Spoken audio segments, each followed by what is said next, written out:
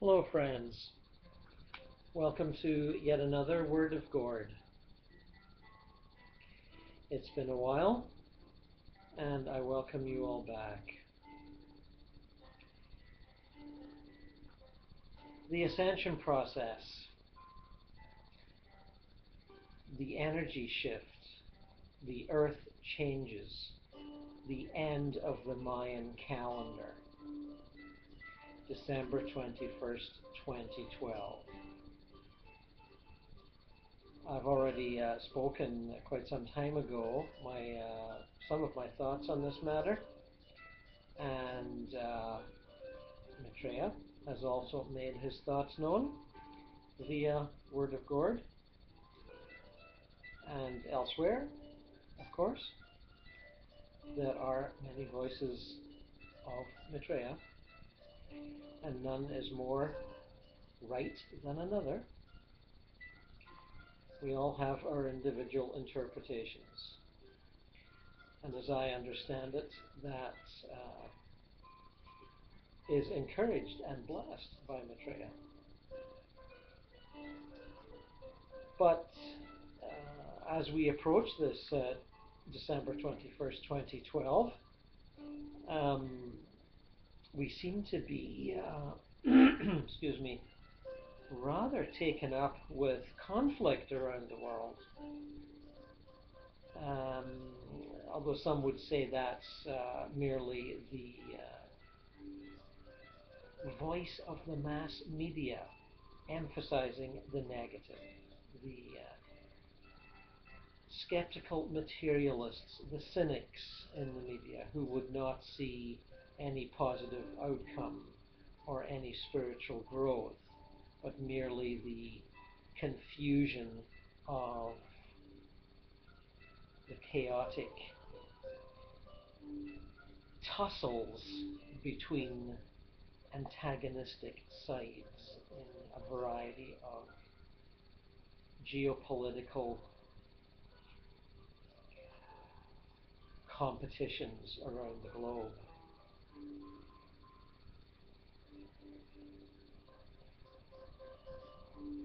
Some of the channeled entities that make themselves known on the internet have emphasized much more positive aspects of the unfolding, and more praise to them for doing so. I today would like to do a little digging backwards in time to a channeled text from 1934, Alice Bailey's A Treatise on White Magic, part of her long series of channelings from the Ascended Master, who liked to call himself the Elder Brother or the Tibetan. And deep and wide are those teachings, but there are some very pertinent points that are, I think, for many to hear, and not just the committed disciple like myself and others. And one I would like to share with you is this, and it emphasizes the length of this process, this ascension process, this increase in vibratory rates that affects not only all sentient beings on the planet, but the planet itself. Now, from page 503, let me read. The elder brothers of the race, who have guided humanity through long centuries, are now busy preparing people for the next great step to be taken. This step will bring in a continuity of consciousness which will do away with all fear of death and link the physical and astral planes in such a close relation that they will in reality constitute one plane. That they will in reality constitute one plane.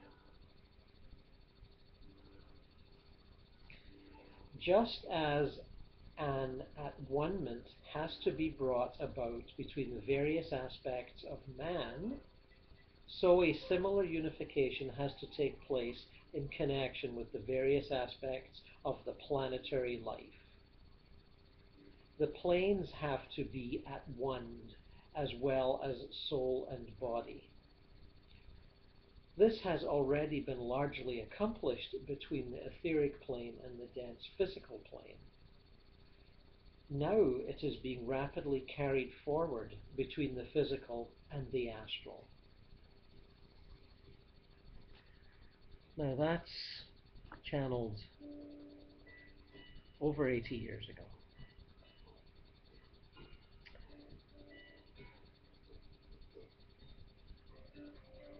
Let us ponder on that for a moment. The Ascended Masters, as they always seem to be, are well in advance of the curve, preparing for changes in consciousness. I would guess centuries, not just decades ahead of the planned unfolding.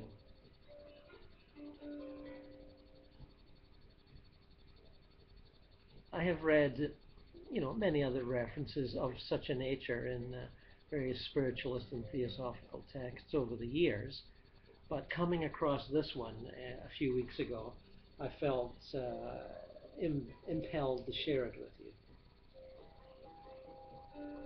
It certainly underscores my own vision of the major purpose of the Ascension process, not the only purpose, but consider the enormity of the merging of the physical and astral planes. Consider the enormity of the project. The worlds of the so-called dead will be intimately linked to the worlds of the so-called living, ending what would seem to be a millennia-long division, separation.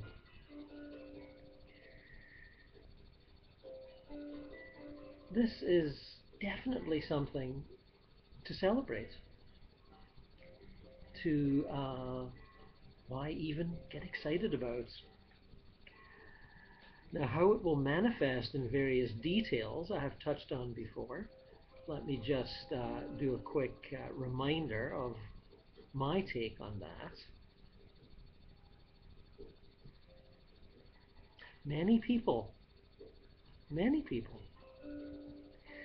will move into the perceptual realms previously occupied by those called psychics, those called mediums, those called sensitives. Such psychic communications will become more and more common. The so-called average man will experience them in any way that he or she allows themselves to experience it. There could be voices, there could be visions, there could be sightings, there could be the presence of orbs. There are the presence of orbs for many of us now. This has been increasing throughout the last, I'd say at least 20 years, and will continue. The orbs are sentient beings. The tiny nature spirits in your garden that flicker by out the side of your eye when you're watching something else. They are sentient beings. Sometimes they look like little dragonflies. Sometimes they just leave a trail of waving grass in their wake.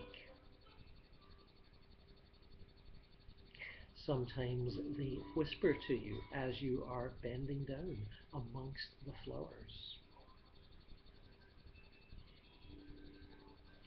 All gardeners know this, whether they care to chat about it or not.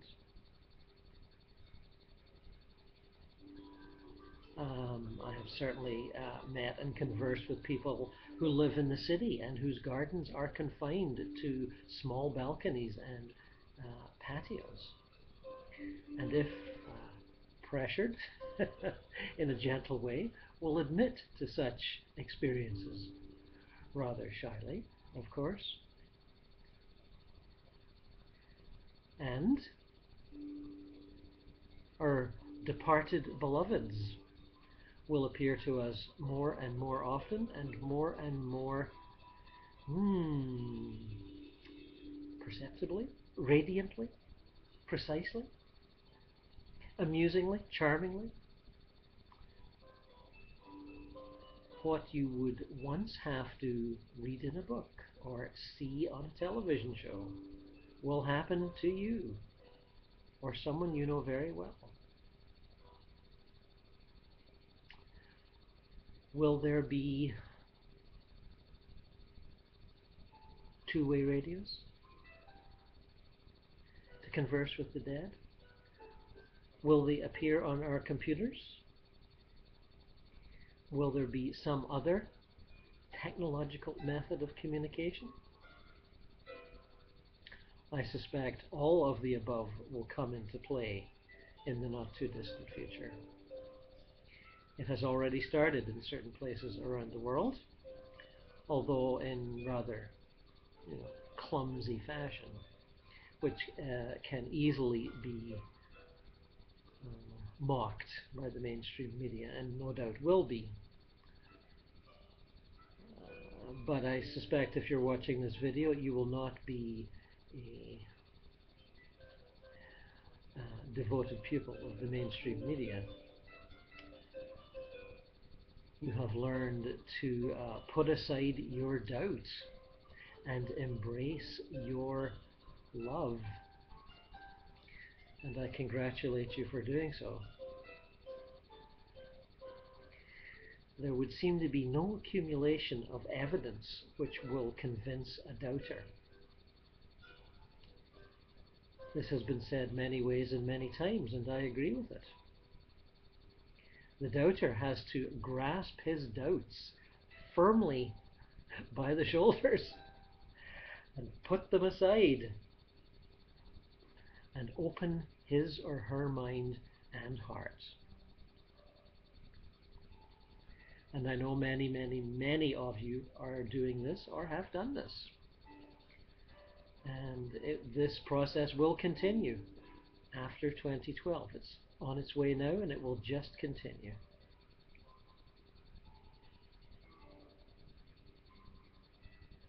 We will grow in consciousness.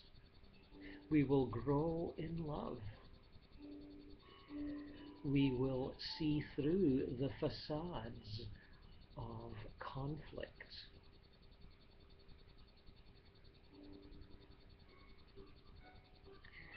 We will not, of course, deny the suffering of those involved, and I would never mean to hint that that was even a possibility.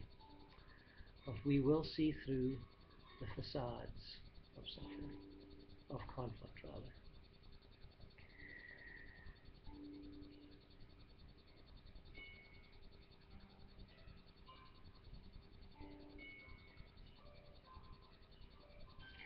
So, let us embrace with all our hearts this new revelation, this coming of the blending of the planes, this ending of separation.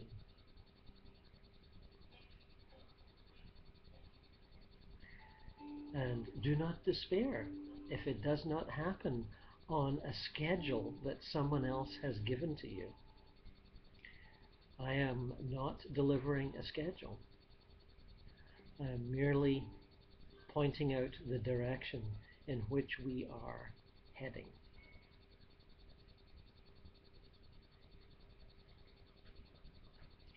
And blessings to you all. wherever you are. Thailand, New Zealand, Brazil, Croatia,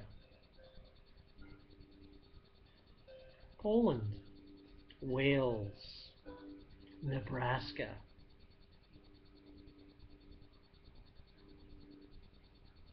Japan, Italy, Malaysia,